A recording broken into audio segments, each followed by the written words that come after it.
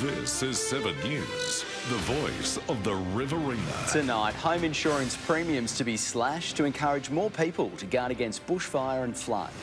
Meat prices coming down, but farmers have been getting next to nothing for months. I'm Daniel Gibson. Later on this news hour, you'll see the damning hit-run video as tensions boil over the Israel-Hamas war. And Qantas found guilty of standing down a worker at the start of COVID. 7 News begins now.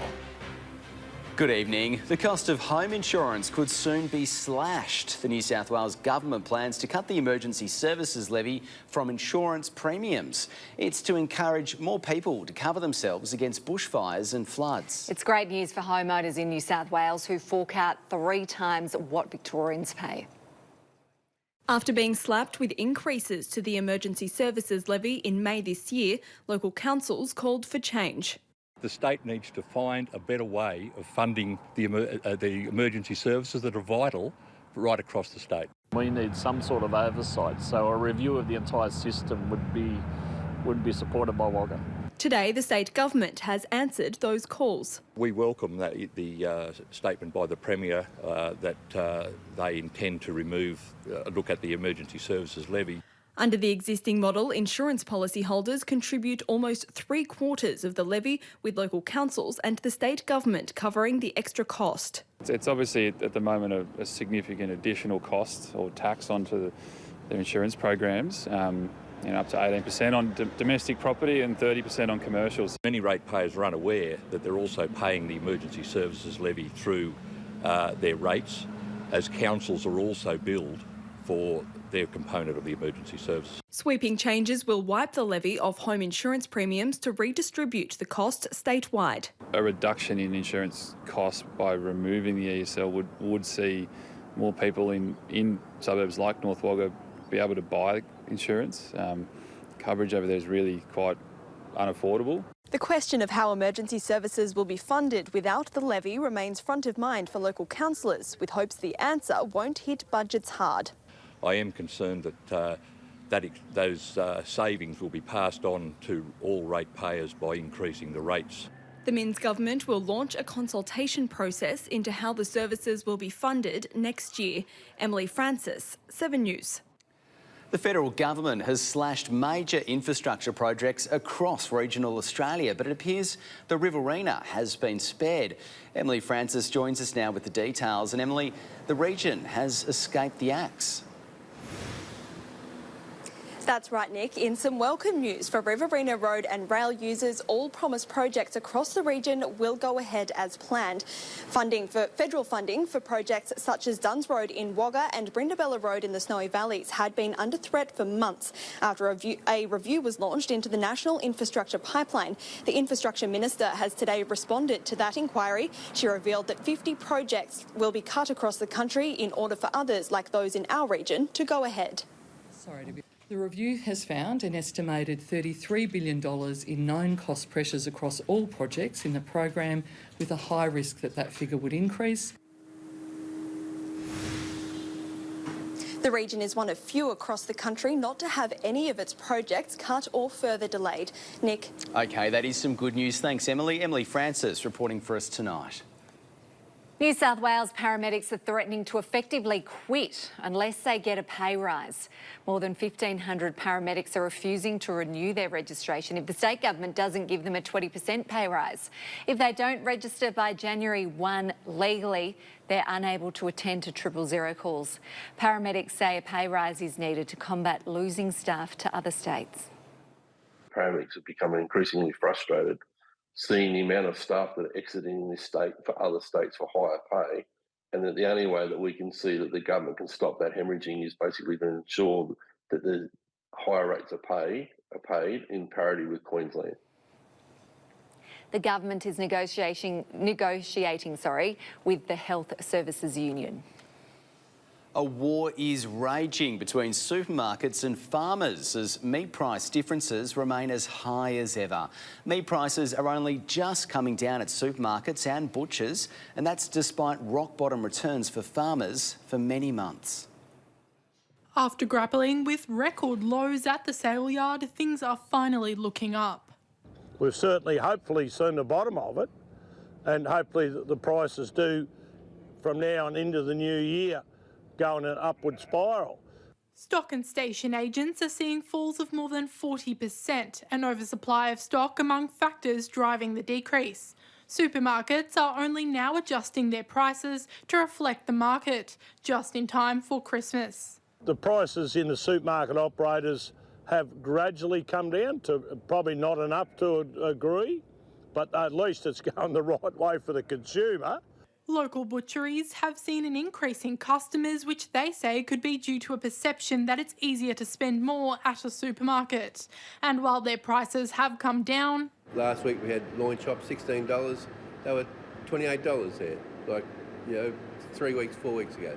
They say there are many hidden costs which need to be added on. We've got to remember we've also had, a 6-7% wage increase, fuel's 30% dearer, power's gone up 12%, plus your rent goes up every year. There are now calls for an inquiry into meat prices, with agents saying it's just a waiting game. Let justice prevail and the market comes back to where it should be. Marla Summer, 7 News. An international aged care workforce has travelled halfway around the world and finally arrived in Coolamon. They're here to help relieve pressure on the facility, which is experiencing high demand. After a long journey, 8 new staff from the Philippines have arrived in Coolamon, ready to work at the Alawa Lodge Aged Care Centre. A lot of delays, so it's quite tiring, but all of us are actually excited. The quaint country streets are a long way from home, but the journey is worthwhile. What we are doing is also for our families back there, but meeting all of these friendly people actually it feels like we didn't actually leave. The Aged Care Centre, which is run by the council, has been battling a chronic staff shortage for some time. Unfortunately, in the current age, it's very hard to get a workforce. Housing shortages mean that you can't get people out here, so we had to look elsewhere. Despite demand, only 22 of the facility's 33 beds have been in use due to a lack of staff. With the arrival of these workers, we're happy to say that we'll be beginning to open those beds back up to a full capacity. It's all been organised in partnership with GrowWorks, a company working to bring healthcare workers to regional New South Wales. The council has invested up to $750,000 in sponsorship, training, travel and accommodation. They're making a real commitment and a jump in their life to come here, and we're welcoming. The staff here are just a handful of the more than 100 aged care workers expected to be working and living in southern New South Wales by early next year. Jacinta Cunahan, 7 News. Australia Post has announced it'll start delivering on the weekends in the lead up to Christmas. From Saturday, some regional areas, including Wagga, will benefit from the service. To give items the best chance of arriving on time, parcels should be sent by Monday, the 18th of December. Weekend deliveries will remain in place until Christmas. Well, Kirsty is here now for a look at today's weather. And Kirsty, it was quite a nice day out there with a bit of a breeze about. Yeah, that breeze was strong at times, Nick and Maddie. And hello, everyone. It has been quite a lovely day across the Riverina. Some patches of sweeping cloud, but under mostly sunny skies. Our temperatures today climbing to between the mid and the high 20s, but they were accompanied by windy conditions. Fresh south to southwesterlies gusted up to more than 40 kilometres an hour, bringing some cooler air into the region. That did mean we felt a little bit of a reprieve from those warmer temperatures. 29 in West Wyalong, Young 28 degrees. Today's conditions also influenced a high fire danger rating for the region. Clear tonight and into tomorrow for our Friday. Temperatures warming up for the weekend. That forecast shortly. Sounds good. Thanks, Kirsty. See you in a couple of minutes. Up next in 7 News, a new world record for kayaking down the Murray River. And Wagga's Halloween house raises $2,000 for local charities. And a little later on this news hour, a heated service station clash over tensions in the Middle East. Plus, fresh turbulence for the flying kangaroo, found guilty of unlawfully standing down a worker. And the Aussies prepare for tonight's Cricket World Cup semi-final. That is against South Africa. We'll see you soon.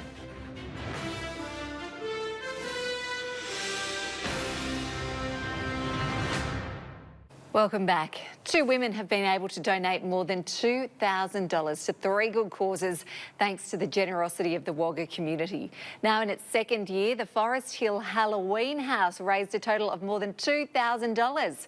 That's up by almost $1,000 raised last year. The funds have now been donated and have been split between the Cancer Council, Angel Flight and Can Assist.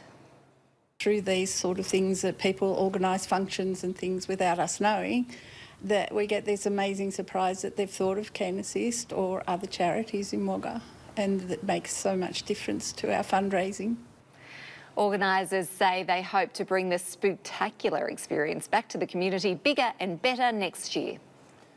An ultra-endurance athlete from the North Coast has broken a world record for the fastest person to kayak the length of the Murray River. The 2,000-kilometre journey took him 15 days, 11 hours and 33 minutes. Those still going strong. 19 hours and 25 minutes. That's the amount of time North Coast local David Alley shaved off the world record for kayaking the length of the Murray River. 2:41, Thursday 16th of November. Here he is. At 2:41 this morning, Alley claimed the victory, taking the 12-hour time penalty with Lake Alexandrina deemed too dangerous to cross. This will mark the 4th ultra-endurance world record that Alley has broken. I think the kayak was equally as tough as the run and the bike. I can't separate them in terms of toughness, that's for sure. It was a huge challenge, but we got the job done. Commencing on the 1st of November, it's been a gruelling couple of weeks. They've battled extreme temperatures, strong winds and lower than expected flow rates. We had headwinds the whole way. We had a couple of storms thrown in there, so the weather gods weren't kind to us, but I think it just adds another level of satisfaction to be able to get it done in such harsh conditions. Getting to the finish line has been a team effort. Now all ready for a much-deserved break, the entire support crew are thrilled with the result. Oh, it's been fantastic, eh? Doing stuff with mates and seeing new country has been unreal, and supporting Dave, who the effort he's put in blows us all the way and keeps us fellas going. Dave has shown his amazing feats of endurance, skill, ability to overcome all the odds and just show absolute mental toughness that I have not seen in any other human being. Hannah Hartup, 7 News. Riverina supercar driver Jordan Boys is getting ready to step back into the driver's seat. Boys will return to the Super 2 category for the final event of the year, and he's looking forward to being back in the game. Between 2018 and 2021, Albury's Jordan Boys won 3 times as a Super 2 driver. After taking a step back this year, Boys is back driving for long-time Team Image Racing at the Adelaide 500. It's a category that I've only been out of for a year, and it's good to get my feet wet back in it, and been doing a lot of work within it with my old Team Image Racing anyway, so I've sort of been around the paddock, but it's it's been great to get back in the car. I did a test day a couple of days ago, and it's really exciting to be back. Image Racing will join forces with Erebus Shaw, and Boys is confident after testing at Winton on Tuesday. So we're just sort of aiming for some consistent top 5 results, and we feel like we can achieve that. And qualifying is going to be pretty key around there because it's a bit of a concrete jungle and a bit hard to pass. So need to do a good job on Friday and getting some couple of good qualifying results and set us up for a good Saturday and Sunday. The 26-year-old has still been around the scene, including driving at Bathurst alongside Macaulay Jones at Brad Jones Racing. He will also switch back from the new Gen 3 Camaro to Commodore, which he's looking forward to. It's probably 60% less aerodynamic effect on it, and then the other big difference is the Camaro's got a lot more control components, which are probably lesser quality a little bit to try and reduce cost. Camaro has been hard work this year, which has been great for the category, to be honest. But looking forward to getting into something that's a bit nicer to drive. Boys has finished on the podium 7 times in Super 2. However, despite where he finishes in Adelaide, Boys is looking forward to driving more enduro events in the top category next year. Probably pretty similar for me because I'd like to do the endurance races again, and hopefully with Brad Jones Racing, being a local outfit, that's always great to be a part of. And so probably pretty similar to this year. I'll do some other racing here and there, and then do focus on the endurance races. The Adelaide 500 commences next Thursday. Stephen Murphy, 7 News. Up next in 7 News, CSU becomes the latest club to unveil its coach as the Women's League looms large. And can one of Gundagai's own secure the time-honoured Snake Gully Cup tomorrow? Tomorrow on Sunrise, the new schoolies trend. Meet the parents partying it up with their teens, where mum and dad are joining in for the wildest week of their kids' lives. Plus, join hundreds of Sunrise viewers and be our guest for an exclusive performance from Beauty and the Beast. See you in the morning.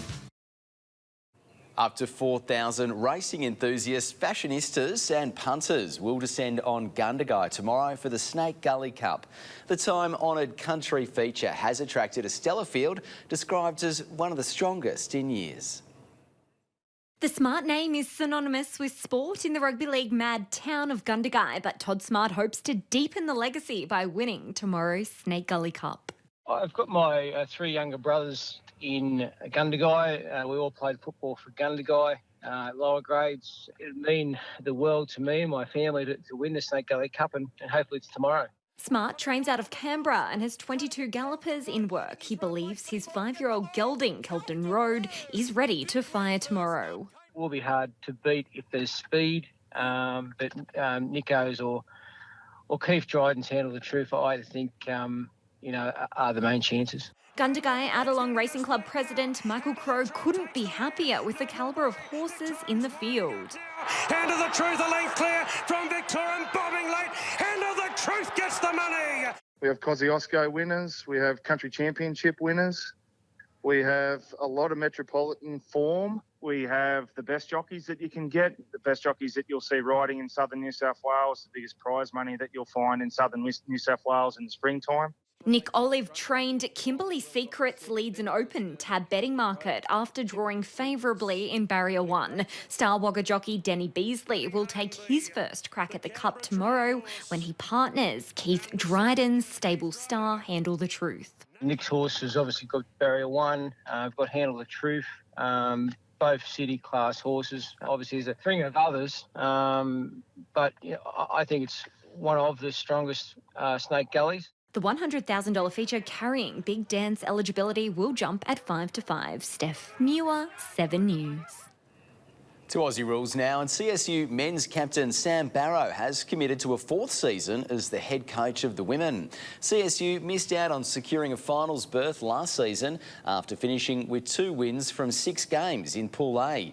The club is hoping an extended women's season will help their chances next year.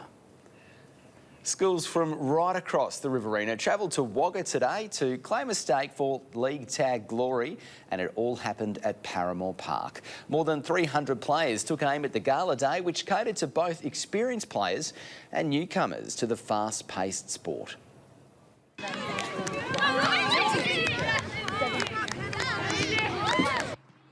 20-minute games were split into halves with 11 players on the field per side. Teams were then split into pools of 3 for the round-robin carnival.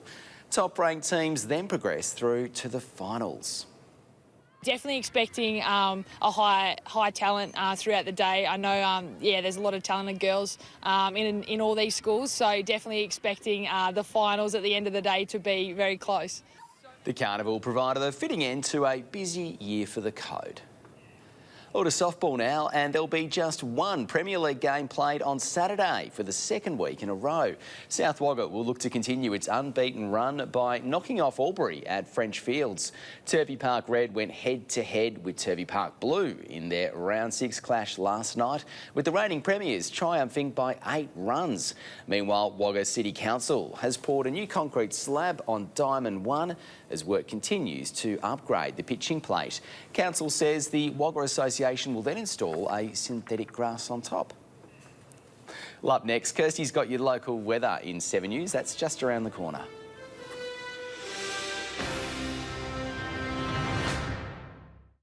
Welcome back, everyone. A trough lying between the northern inland and the coast is generating some showers and thunderstorm activity. This will link up with strong southerly winds along the eastern seaboard, while conditions remain fine and settled for the inland of New South Wales. But a trough over Queensland will gain strength next week, moving into our state, bringing rainfall from Sunday. The heaviest showers are currently forecast along the Queensland border region. Across the Riverina, though, we can expect some showers from Sunday Sunday and continuing through early next week. But firstly, let's see what's on the forecast for our Friday tomorrow, and we can expect clear skies, more warm temperatures, plenty of sunshine too for the end of the working week. Our maximums around the high 20s into the 30s for some regions, following those single-figure minimums as a result of those clear skies overnight. A southerly breeze, 30 kilometres an hour, 29 for Adelong, and the mid-20s on the forecast in Tumbarumba.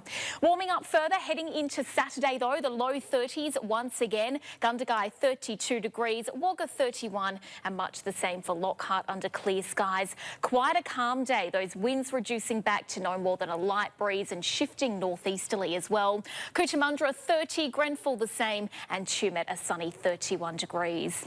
On Sunday, we'll feel temperatures warm up further, 34 on the way for Griffith and Narrandera, but conditions becoming unsettled across the day with more widespread cloud cover, the chance of active thunderstorms and winds shifting direction. There is also about a 30 to 40% chance of a shower developing, but with the heat, the fire danger for the northern Riverina remaining at a high level.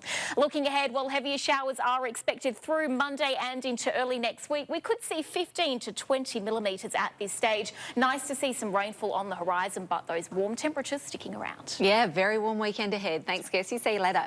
Now, for a quick look at fuel prices around the region. In Griffith, Liberty Oil is selling unleaded for $1.86 and diesel for $2.07. The United Petroleum service station in Leeton has unleaded for $2 and diesel for $2.15. And in Narrandera, the Mobile service station is offering unleaded for $1.95 and diesel there is $2.12. And that is your local news for tonight. Thanks for watching. You can catch up on our website or at 7+. Right now, though, Dan has your national news. Have a great night. We'll see you again tomorrow night from 6 o'clock. See you then.